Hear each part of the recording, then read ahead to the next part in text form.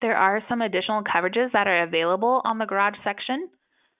So much like your GL policies, there's an option for personal and advertising injury, damage to premises rented to you, uninsured and underinsured motorists, so very typical of your auto products.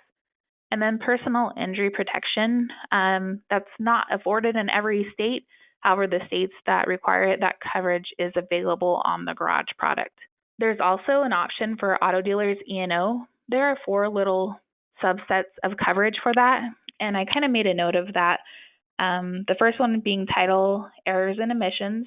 The second is truth in lending. The third is federal odometer. And the fourth is agents' errors and omissions. So that's for wrongful acts in the performance of your professional services as an insurance agent. That's not going to apply to every insured out there. That is only if they're providing insurance services in conjunction with their auto sales. And it's going to depend on a carrier-to-carrier basis what coverages, if at all, for auto dealers E&O they are willing to offer.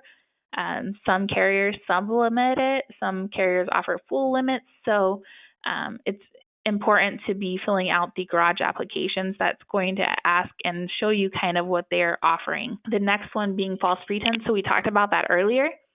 That's separate from theft coverage. So if you want that buyback, it is available subject to underwriting criteria. And that is, again, why it's so important to get a garage application in there. There is a slide that's coming up. And so I'll get to talking about that more in a minute. But again, it's very important to get your garage application completed.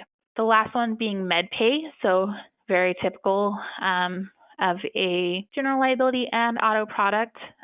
We offer a premise and location MedPay. We offer auto MedPay, and then there's also an option for combined coverage. So you're going to have both for locations, operations, and auto MedPay.